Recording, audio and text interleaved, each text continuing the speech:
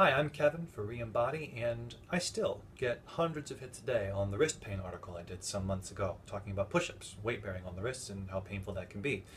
So this tells me that the problem is maybe even more widespread than I thought. So today we're going to follow up with some more tricks for stabilizing the wrist, and more importantly, getting the hand and wrist to stabilize together with the elbow and the shoulder.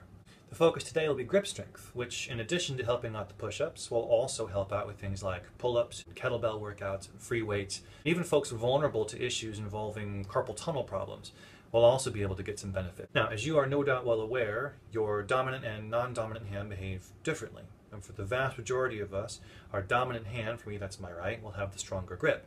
What you might not know is that how you grip makes a big impact on the behavior of the rest of the joints in your shoulder girdle. To make the most effective fist with the strongest grip, we need to know that grip is maintained by fingers, not thumbs.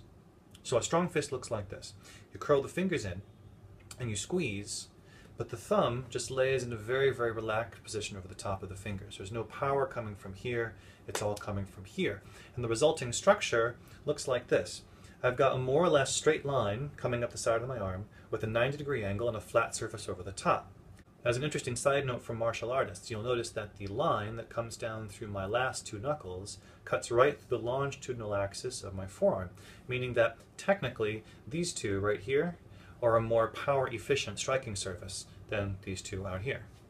Next, with the fingers curling in to create grip, the wrist needs to counter-curl to maintain the eccentric stabilization in the metacarpals, or the hand bones.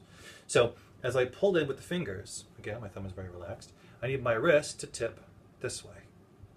If my fingers and my wrist both curl the same direction, that puts considerable strain on the muscles of the back of my hand and actually decreases the amount of leverage available to me for my grip. An unstable fist with too much input from the thumb looks like this. Fingers closed in and then thumb pushing in, breaking the overall structure of the fingers. So what I end up with has more of a curve, and this configuration has much less strength in grip and is terrible for hitting things. Now, to practice all of this, a really cool configuration looks like this. Both hands, elbows together.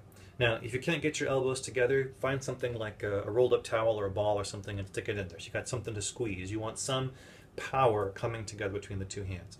Next, make a fist with both hands wherein the fingers squeeze tightly. What you'll probably find, what most people find, is that the non-dominant hand, as you attempt to squeeze those fingers, because it is the weaker one, will tend to start doing this, to start curling in at the same time the fingers curl in. We just talked about why that's a bad idea. So while you're curling in your fingers and your thumbs, very relaxed, actively tip the wrists the opposite direction.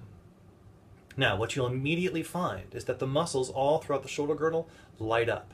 There's no way you can create this squeeze and make this tip in without getting the rest of the arms and shoulders to be involved. What's interesting is that for most people it's a pretty consistent pattern. In the non-dominant arm, you're going to find that squeeze and tip lights up the bicep and shoulder. In the dominant arm, you'll find that squeeze and tip lights up the tricep, and for some folks, maybe even the back of the shoulder and the serratus anterior. To use this for your workouts as a warm-up, what I would suggest would be to create the position, do the squeeze, get the tip, hold it for 15 seconds while everything fires up, and then relieve it completely. And then do it again. Hold, tip, 15 seconds and squeeze, and then relieve it. 3 times is pretty much all you need. After that, do whatever you're going to do. Pick up some kettlebells, throw some weight around, do a few push-ups, do a few pull-ups. But you'll find, I hope, that the fingers are much stronger at their task, which is going to leave the rest of the shoulder girdle good at its task.